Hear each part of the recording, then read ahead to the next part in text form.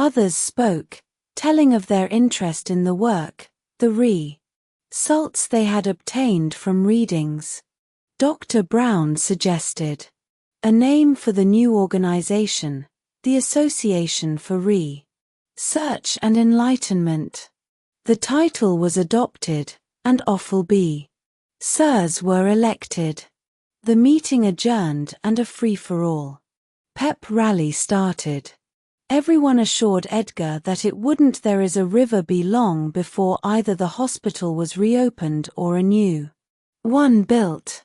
In July the new association was incorporated, with the same specified purpose as its predecessor.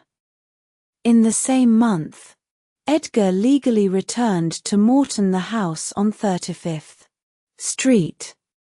Forced to move in midsummer, when places to rent were few and prices high, the family trekked to a lonely house between the Cavalier and Cape Henry, on the ocean front and in full view of the closed hospital. It was a sad safari. Edgar hired a truck and Hugh Lynn, Gray, and Tommy, who had come from Hopkinsville with his mother for a visit, did the moving. They took the chickens first, and put up a yard for them. Lastly they brought the precious readings. Atlantic University meanwhile was conducting a summer session in the high school building at Oceana, a few miles from the beach.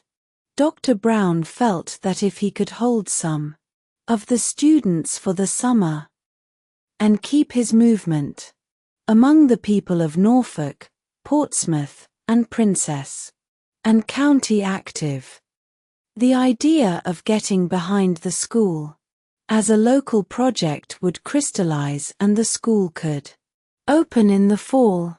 The SMUNMA session was successful. The Atlantic University Association was founded by civic-minded people of the surrounding communities, and the school was able to open. Its football team had a full schedule. There was a school song, a school newspaper, the Atlantic Log, and a dramatic organization. But there was practically no money. The biggest asset was enthusiasm.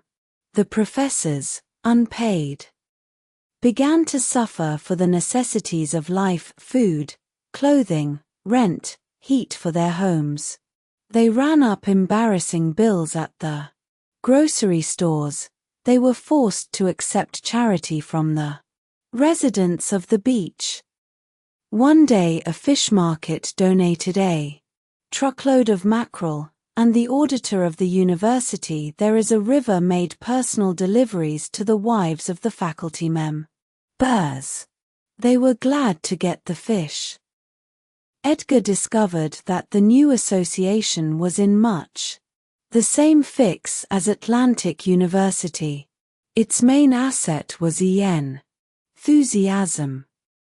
People on the whole were friendly. They wanted to be helpful, but they had no money.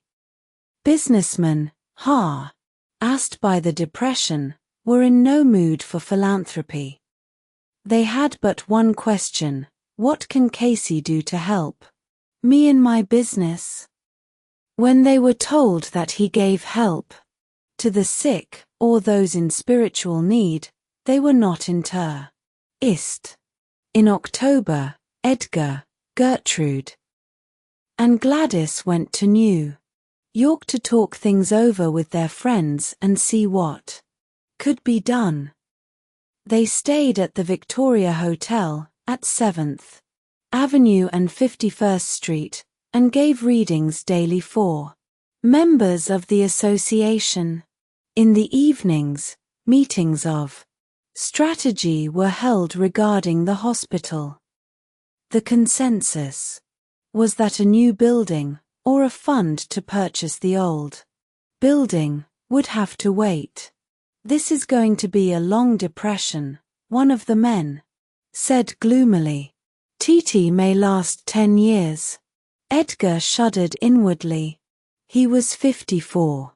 Would he be alive in 10 years? On November 7th, the family was packed and ready to leave for the beach. 2 women, residents of the hotel, had for a week been trying to get a reading. All the time had been occupied. Gladys had given them an application blank and told them to fill it out and send it to the association's office at the beach. The woman who wanted the reading, the other was her companion, said she needed it badly. Early in the afternoon, the association member who had the reading appointment cancelled it. Gladys telephoned the ladies in the hotel and told them they might have the time, if they still wanted it. They came to the suite, the reading "There is a River" was given, and the cases were arrested for fortune-telling. The ladies were policewomen. For Edgar it seemed the end of the world. The road on which he had started with Lane 31 years before had come to the destination he had been afraid from the beginning it might reach. He was headed for jail. With Gertrude and Gladys he BHNL'd at the photographer's flashbulbs. The judge sealed the papers in the case and seized the plates of the photographs taken in court to prevent prejudgment by the newspapers. But as they stepped into the street, free on bail, the bulbs flashed again, and that night they saw themselves in the tabloids. Reporters haunted the lobby. They stayed in TIA rooms, listening to friends who tried to cheer them up.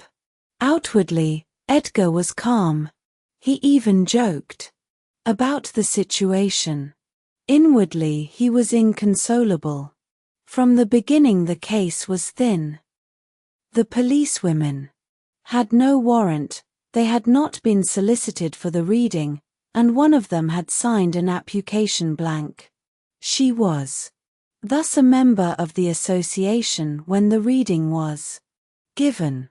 The blank had disappeared, and the reading itself had been confiscated. Even so, there was little evidence for the charge preferred. But these facts did nothing to alleviate the misery and worry which settled on the defendants. Local members of the association rallied to their support. Lawyers were hired, a postponement was obtained. And when the case finally came to trial in Westside Court on November 16, an adequate defense had been prepared. Thomas J. Ryan, a brilliant young attorney, appeared to represent them. The prosecution was prepared for a routine case. Apparently, the evidence taken by the policewomen, especially the literature pertaining to the association, had not even been perused. An assistant from the district attorney's office appeared to prosecute. There is a River Magistrate Francis I. Irwin heard the testimony. The police woman for whom the reading had been given said she had not signed an application blank, but she could not produce the blank on which Gladys had written her name and address. On cross-examination, she admitted that in giving the suggestion, Gertrude had said that the subject for the reading sought not information, but advice and counsel. Her companion, in answer to a question by the court, admitted that she had been absent from the room for a period of time, dining which the missing blank might have been signed. Gertrude and Gladys testified that the blank had been signed.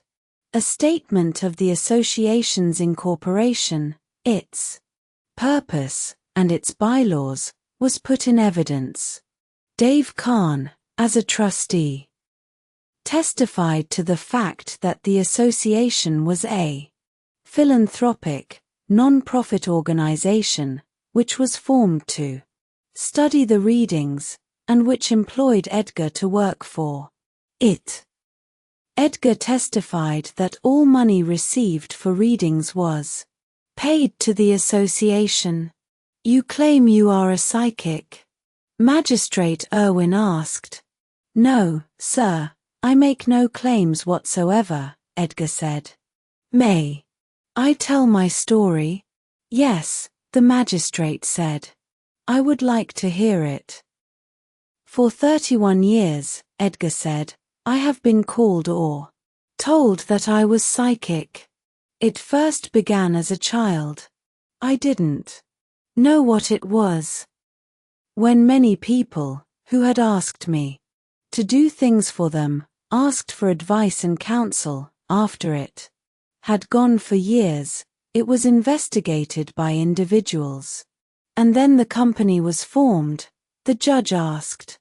This company was formed to study the work, Edgar said. And they pay you a salary? They pay me a salary. Do you go into a trance? There is a river I do not know. I am unconscious. You are unconscious. Unconscious. It has been investigated by some scientists. Some call it hypnotic influence, some call it a trance. There was cross-examination. Then Magistrate Irwin, who had been watching Edgar closely, said, Step down. Tut this on the record. After seeing the people's witnesses, and the 3 defendants and their witness on Cly stand, and observing their manner of testifying, and after reading the exhibits in the case, I find as a fact that Mr. Casey and his co-defendants were not pretending to tell fortunes, and that to hold these defendants guilty of a violation of Section 899 of the Code of Criminal Procedure, Subdivision 3, would be an interference with the belief, practice, or usage of an corporate ecclesiastical governing body, or the duly licensed teachers thereof, and they are discharged. Gertrude and Gladys wept. Edgar stumbled out of the courtroom listening to Dave say, I told you they'd never find you guilty. That afternoon Hugh L.M.N., who had come up from Cly Beach, bundled them into a car and started for home. They drove through the dusk in silence.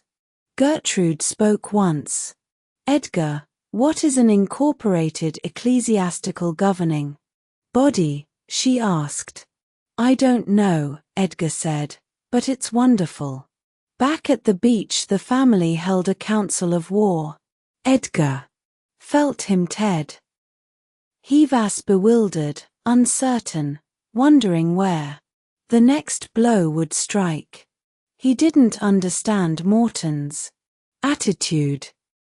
He didn't believe it possible for a man to believe so deeply in a thing and abandon it so casually. He had been stunned by his arrest. Was it another test of his faith in him there is a river self, or had he in some way offended God? Should he go on, in spite of all obstacles, or cease before he destroyed him? Seth and those he loved? Somehow he felt that he must go on. But toward what goal, now that a new hospital was out of the question? I don't seem to understand anything, he said, or any body. Hugh Lynn made a suggestion. Maybe there's something wrong with us, he said. Suppose we stop expecting people to do things for us, and start doing them for ourselves. The world doesn't owe us a living. Because we have a psychic medium in the family, we ought to work for what we get just as everyone else does. *TN the first place, we don't know anything about the thin G we're trying to sell. We look at Cly information as if it were a faucet. Just turn the tap and whatever we want flows out. We were going to give the world our wisdom. The wisdom that came out of the faucet when we turned the tap. We figured that it was our wisdom because we had the faucet. We don't know anything about psychic phenomena. We have our own experiences, but we don't know what else has been done in the field. What do we know about the life readings? Do we know history well enough to check the periods mentioned for people and give them a bibliography, a list of books and articles with each reading? Certainly not. Do we know enough about philosophy, metaphysics, and comparative religion to check the readings on what is said in these fields? When a reading makes a statement and says it is a philosophical truth, do we know what philosophers believed the same thing, and what religions have it in their dogma? When a statement about anatomy, or about a disease, or there is a river about the use of a medicine or herb is made, do we know whether medical authorities believe the same thing, or condemn it, or know nothing of the matter? If a person asked us for everything the readings have said about appendicitis, or ulcers of the stomach, or migraine, or the Canoonan cold, or epilepsy, or marriage, or forgiveness of sin, or love, could we produce it? Certainly not. That work was barely begun when the hospital closed. I think it would be wise if we stopped looking for large donations, stopped dreaming of another hospital, and concentrated on developing a little stock in trade. Then, when the next chance comes, we'll be better prepared, and we won't muff it. I don't know how to do that sort of work, Edgar began. You don't have to do it, Hugh Lyam said. I'll do it. Atlantic University is finished. I'll take over the job of manager of the association. We'll keep it small. We'll have a modest budget and a modest program. We'll work quietly, by ourselves, with the help of the local people who are interested. We'll start study groups.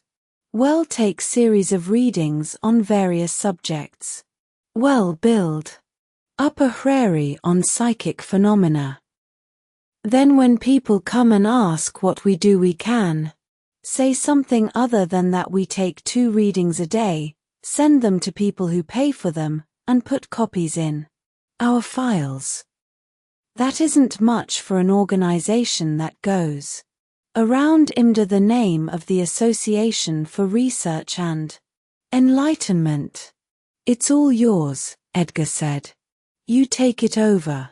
I'll just give the readings. And worry, Gertrude said. I won't worry. A wave of relief swept over him. Not only was he glad to have a burden lifted from him, he was happy that Hugh Lin had decided to give himself to the There Is a River work. More than anything else, that proved to Edgar that the thing was worthwhile. His son could not be wrong. He walked out to the dunes, happy for the first time in many months. It meant so much more than anything in the world to have the people he loved believe in him. And their way was the best way. Not witty ostentation, or show, or fanfare, to serve God, but with charity, humility, and grace. Hugh Lin was right. They had nothing to offer that would keep a person interested after his wound was healed, or his problem solved. They had no knowledge of their own profession. They had never taken inventory of their stock in trade. They had better do that. It would keep them busy, so that they could forget the past, and it would give them a future toward which they might work. He returned to the house feeling peaceful, content. The program was begun right away. By Christmas it was producing results. Hugh Lyam came home waving a book and smiling. TVE discovered that you're a legitimate child, he said. To Edgar. This is a book on hypnotism. I was reading about Mesmer's experiments. Mesmer didn't actually hypnotize his subjects, you know. Hypnotism was discovered by a follower of Mesmer, the Marquis de Puysegur. He discovered it accidentally in 1784. When he was tying Mesmer's magnetizing procedure on a Yoim shepherd named Victor. Victor went into a trance, a sleeping trance, and remained in it for some time. De Puysegur then found that the boy was apparently clairvoyant. He seemed able to diagnose the physical ailments of other people while in this trance. A whole fad was started, and people began to go to somnambulists instead of doctors. The writer of this book says it was a wholly erroneous belief that the somnambulists could diagnose diseases, and the fad died out after the teen 20s. There is a river, but do you realize what that means? The first person ever hypnotized showed the same ability which you have. Edgar nodded, half pleased, half puzzled. What sort of fellow was he, this Victor? He asked. Hugh Lynn referred to the book. Ordinarily, he said, Lai was a dull fellow. Edgar nodded again. That would check with me, he said. Hugh Lynn went on, explaining, hypnotism hasn't advanced any since then. It is continually being investigated, damned, and exploited. Apparently the boys missed the boat over 100 years ago. They abandoned the land of things you do, and it's been lost ever since. But we'll show them. We've got records to prove that we're right and they're wrong. Maybe, Edgar said. Records don't mean much to these fellows if they don't want to believe what the records say. He took the book and read the pages from which Hugh Lynn had been quoting. It says that after the 1820s the fad died out. He said. Looks as if it might die out after the 1920s, too. Hugh Lynn shook his head. Not a chance, he said. Say, I wonder where this Victor is now. If he's on Earth he'd be useful. We could use him as your assistant. His father smiled. He remembered when his son did believe in reincarnation.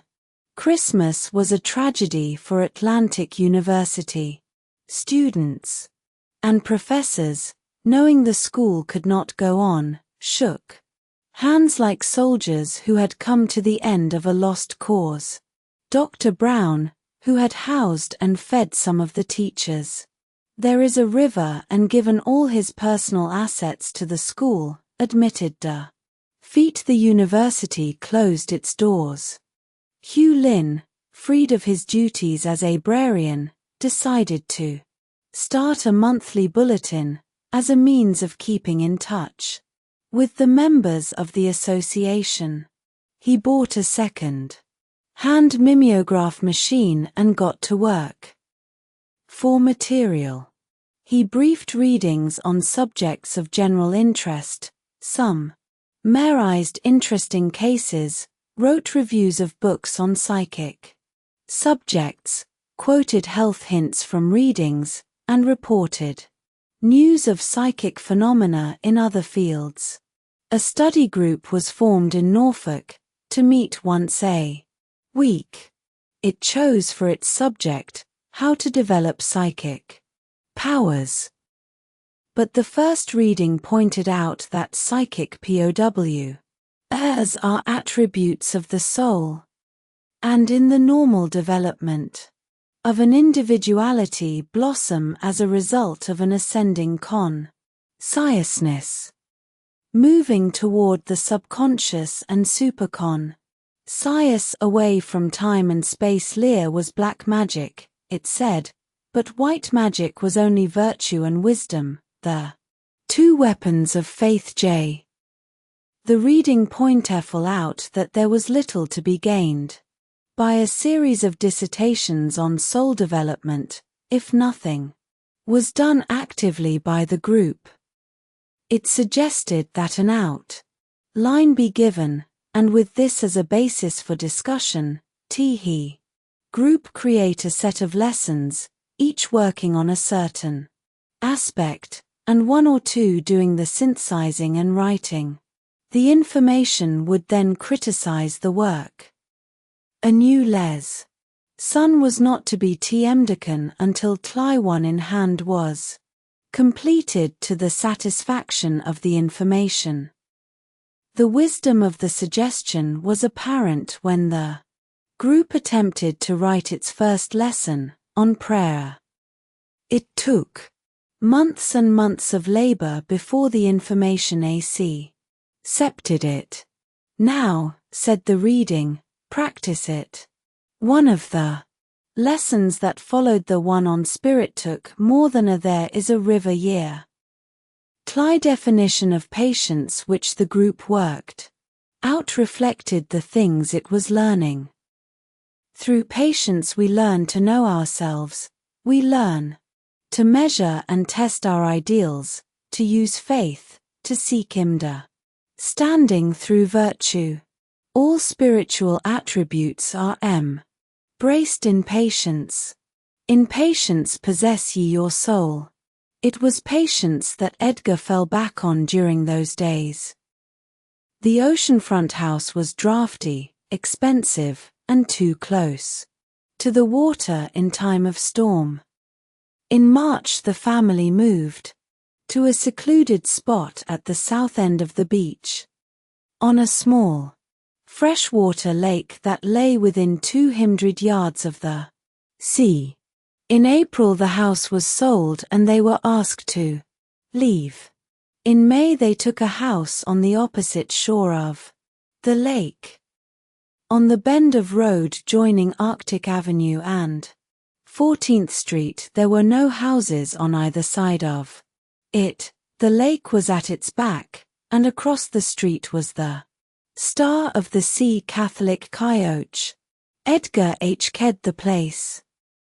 It was central to town, yet secluded. The lake was stocked with fish, and there was plenty of room for a garden. With the help of friends he bought the place, on a long-term, small payment plan. It was here, in June 1932, that the first annual Congress of the Association was held.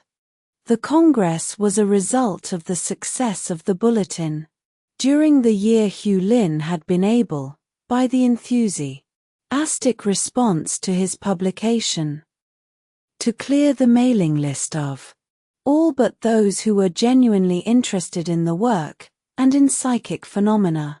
With some 300 members as a basis, he decided to test the practicality of a forum on psychic subjects. He chose the latter part of June, when the beach was naturally an attractive spot. But the hotels were not filled and summer rates, those in existence from July 4th to Labor Day, were not in effect. He procured speakers on various subjects, symbology, auras, NU there is a river Marolo carrot, modem trends in metaphysics, etc. He arranged for a series of public readings by Edgar. The result was gratifying. Attendance was large, and all were intelligently interested in what went on. The Congress was fertile soil for the study group idea. Members went away with copies of the first lessons, and organized clubs in their towns and cities to study them. Hugh Lin's program expanded during the second year. He published some case studies, detailed reports of illnesses, including excerpts from the readings, letters from the patients, and statements from those administering the treatments. He also published papers on reincarnation, sources of psychic phenomena, and historical periods as described in the life readings. A record was kept of everything untoward which happened during the readings. Edgar's attitude was noted. His remarks immediately before and after the reading were taken down, and the attitude of the person getting read, so far as it could be ascertained, was noted. The time of the readings had always been same, 10:30 in the morning and 3:30 in the afternoon. The suggestions had long been standard. For a physical reading, Gertrude said, as Edgar's eyes closed. Now the body is assuming its normal forces, and will be able, and will give, such information as is desired of it at the present time. The body physically will be perfectly normal, and will give that information now. Now you have before you the body of, who is located at. You will go over this body carefully, examine it thoroughly, and tell me the conditions you find at the present time, giving the cause of the existing conditions, also suggestions for help and rehef for this body. You will speak distinctly, at a normal rate of speech. You will answer the questions I will ask. There is a river. If check readings were to be taken, she would say, you will give more than one reading at this time. For a life reading, she said, you will have before you name and place of individual at birth, and you will give the relation of this entity and the universe, and the universal forces, giving the conditions that are as personalities, latent and exhibited, in the present life.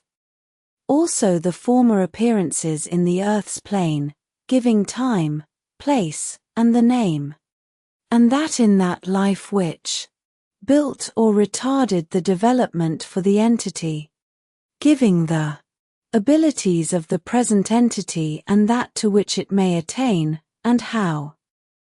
You will answer the questions which I will ask regarding this entity.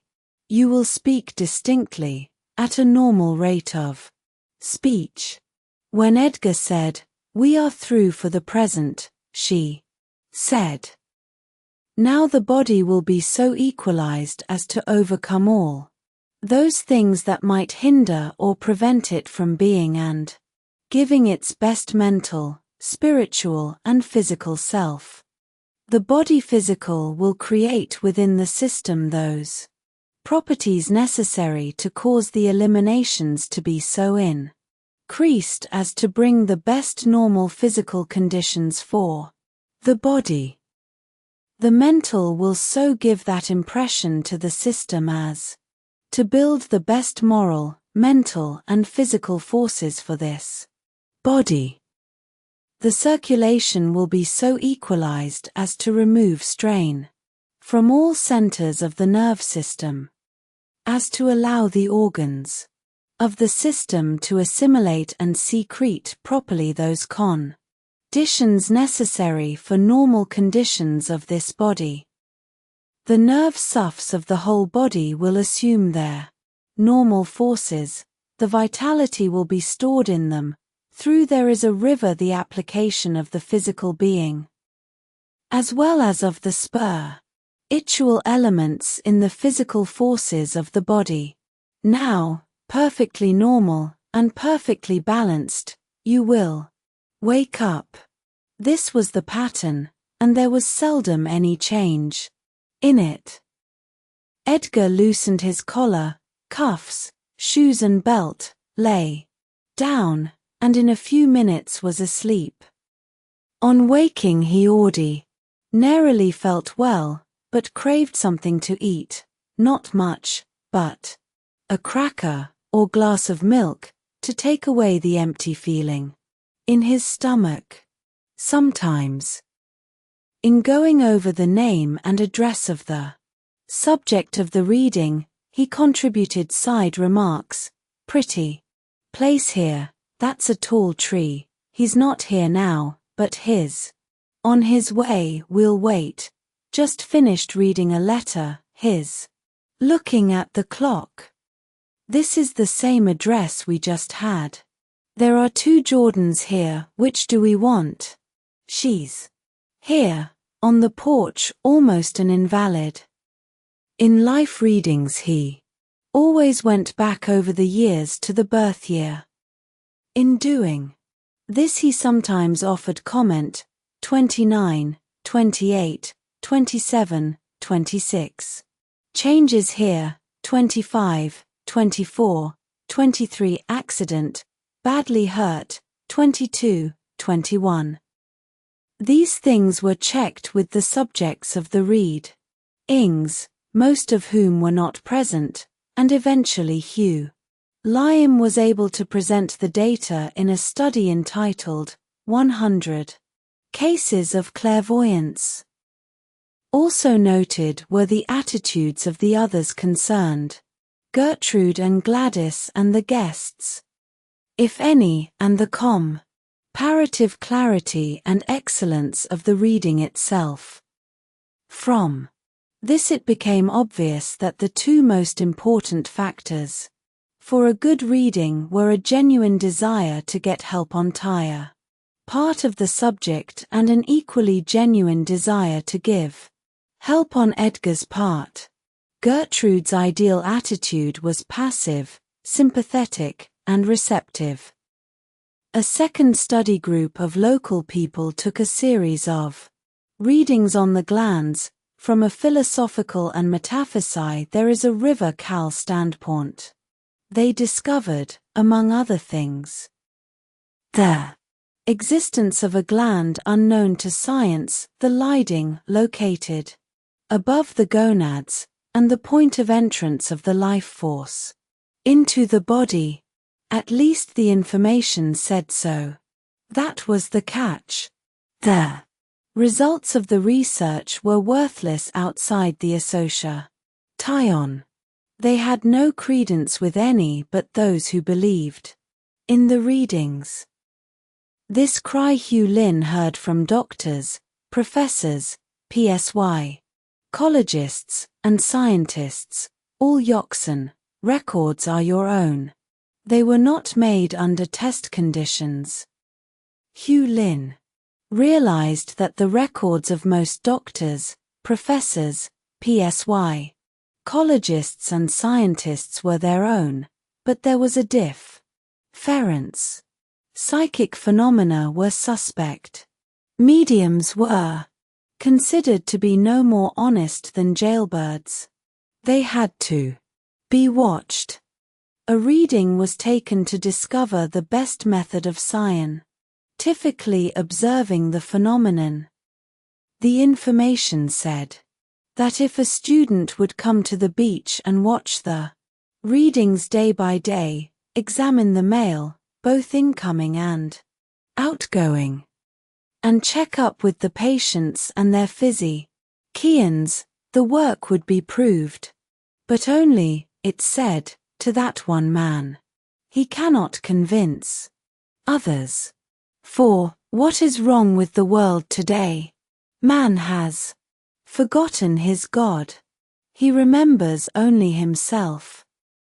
So, if you would prove anything, first so live that your own life is an example, a testimony, that God is the God of truth, and the law is one. Hugh Limmy was perplexed. He wanted to approach the scientists, especially the psychologists, but it was obvious that they were going to be hard nuts to crack. Better leave them alone, Edgar advised. The more I sit out on my pier and catch fish from the lake, the more I think would be just like those fish if we went to the scientists. There is a river. We'd be grabbing at their bait, the chance to be considered respectable, and we'd be hooked. There's a new carrot food for us in our home waters. We'd better stay in them. One day Hugh Lin came out to visit him on the pier. He was carrying a large book, battered and obviously very old. This may help us with the scientists, he said.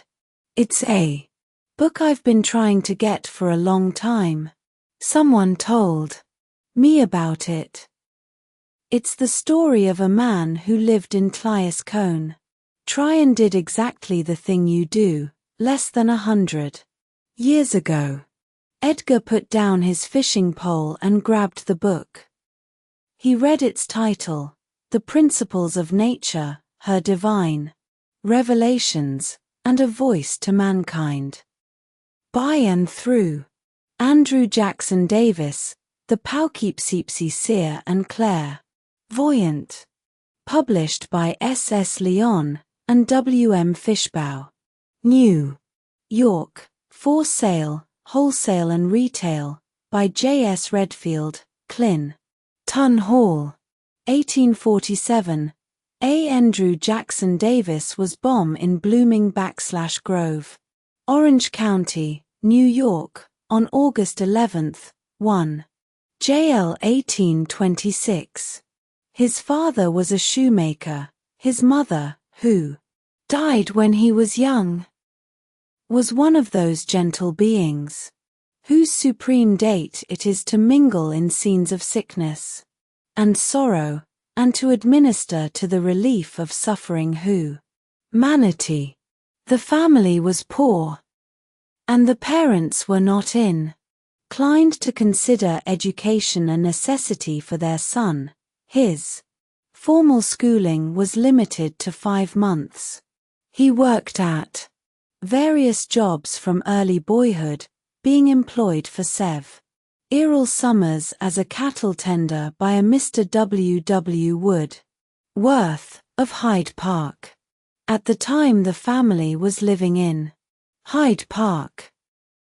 In September of 1838 father and son, the mother was then dead, moved to Poughkeepsie, where Mr. Davis set up a shoemoulding shop and was assisted by Andrew. In 1841, Andrew went to work for Mr. Ira Armstrong, who reported to William Fishbaugh, the transcriber of the Davis book, as follows: There is a river. I had occasion for the services of a boy somewhat acquainted with the shoe trade, and employed him for a fortnight to assist me. During this time, I was so much pleased with his good sense and industry, that, upon his own solicitation and the wish of his father, I took him as an apprentice. His education barely amounted to a knowledge of reading, writing, and the rudiments of arithmetic. His reading was exceedingly limited, and confined to that of a light and juvenile description. During his 2 years of apprenticeship, he established a character for faithfulness and integrity not to be surpassed, and which his dom equaled. While Andrew was serving Mr. Armstrong, a lecturer on mesmerism came to town. He demonstrated on various members of the audience, but failed to have any success with Andrew.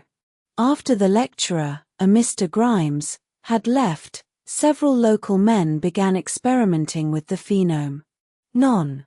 One, a tailor named William Livingston, had some Success. One day Andrew wandered into Levingston's shop, and the sealer, remembering the lecturer's failure, asked for permission to try his luck at magnetizing the boy. Andrew consented. The experiment was quite as successful as that of Dupuy. Sega with Victor, the shepherd boy. Andrew flew into a deep trance and showed remarkable powers of clairvoyance. The experiment was repeated. The boy became a center of interest in Poughkeepsie, and Mr. Levingston's house was, for months, the common resort of the curious who were indiscriminately invited to come and witness the experiments.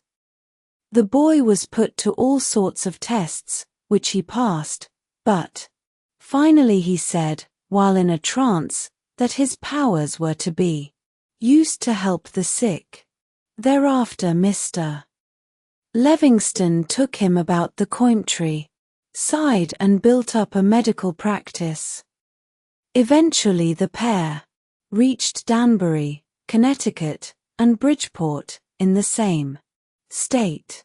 There they met Drive S.S. Leon, who had previously, there is a river, been an unbeliever in clairvoyance, but the evidence of its truth, as presented in the case of young Davis, proved too powerful for him to resist, and under a deep conviction of its importance, he did not hesitate to render it his open encouragement, and to avail himself of the clairvoyance advice in treatment of some difficult cases of disease then under his charge.